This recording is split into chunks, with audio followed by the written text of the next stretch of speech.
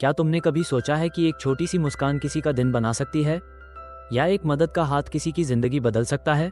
ये कहानी तुम्हें दिखाएगी कि अच्छाई सिर्फ एक शब्द नहीं है, बल्कि एक ताकत है जो दुनिया को बदल सकती है।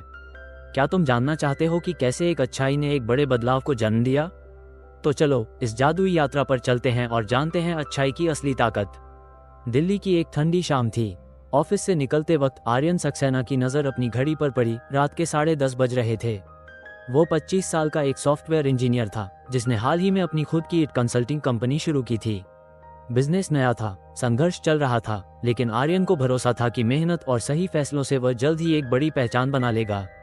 उसका घर नोएडा में था और दिल्ली से नोएडा पहुंचने के लिए उसे रोज 30 किलोमीटर का सफर तय करना पड़ता था।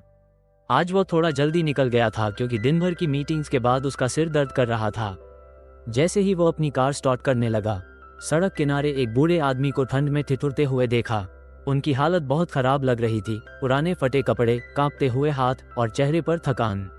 आर्यन को उनकी तरफ देखने का मन नहीं था। वो सीधा गाड़ी निकालना चाहता था, लेकिन न जाने क्यों उसकी अंतरात्मा ने उसे रोक लिया। अगर ये मेरे अपने पिता होते तो? ये सोचते ही वो गाड़ी से उतरा और सीधा उस बुजुर्ग के पास पहुंचा। बाबा, आप यहाँ इस हालत में क्यों बैठे हैं? बूढ़े आदमी ने कांपते हुए कहा। बेटा, मैं पटना से आया था नौकरी ढूंढने, लेकिन नौकरी तो मिली नहीं। अब बस वापसी का किराया तक नहीं है। आर्यन ने बिना कुछ सोचे अपनी जेब से पैसे निकाले और उन्हें थमा दिए। आपकी ट्रेन कब की है?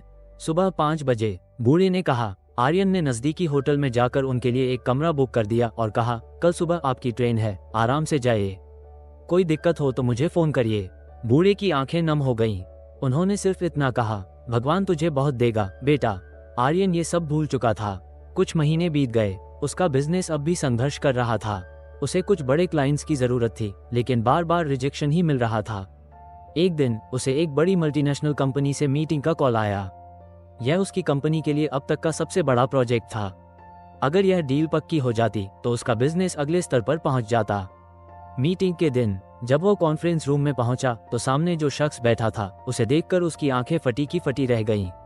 वो वही बूढ़ा आदमी था जिसे उसने ठंड में मदद की थी। आर्यन को यकीन नहीं हुआ।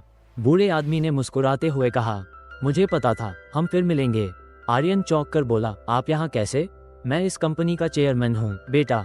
उस दिन जब तूने बिना किसी स्वार्थ के मेरी मदद की तो मैंने सोच लिया था कि जब मौका मिलेगा तो मैं तुझे इसका इनाम दूंगा। आर्यन अब भी विश्वास नहीं कर पा रहा था। क्या आप सच में? हाँ बेटा, मैंने खुद को इस हाल में भेजा था, ये देखने के लिए कि लोग कितने स्वार्थी हो चुके हैं।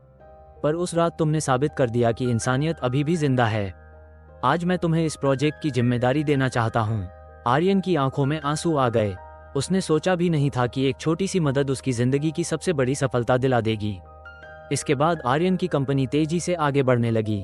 वो समझ चुका था कि सिर्फ पैसे कमाना ही सफलता नहीं होती, बल्कि दूसरों की मदद करना भी असली जीत है। उसने एक हेल्पिंग हैंड फाउंडेशन शुरू किया जहां वो गरीबों की मदद करता था। हर साल वो अपने मुनाफे का एक हिस्सा जरूरतमंद बच्चों की पढ़ाई के लिए देता था, और उसकी सफलता वो पहले से दोगुनी रफ्तार से बढ़ने लगी। अब वो जब भी किसी को मदद करता तो बस यही सोचता, जब तुम किसी की मदद करते हो तो दुनिया किसी न किसी रूप में तुम्हारी मदद जरूर करती है। सीख, मॉरल ऑफ द स्टोरी, छोटी छोटी अच्छाइयाँ भी बड़े बदलाव ला सकती हैं। सफलता सिर्फ मेहनत से नहीं, बल्कि इंसानियत से भी मिलती है। दूसरों की मदद करने से कोई गरीब नहीं होता, बल्कि जिंदगी और ज्यादा समृद्ध हो जाती है। अगर आप बिना स्वार्थ के भलाई करेंगे तो दुनिया आपको कई गुना बढ़कर वापस लौटाएगी। शिक्षा, मॉरल ऑफ द स्टोरी, अगर यह वीडियो पसंद आया तो इसे लाइक करें, शेयर करें और कमेंट में बताइए कि क्या आप भी किसी की निस्वार्थ मदद करना चाहते हैं।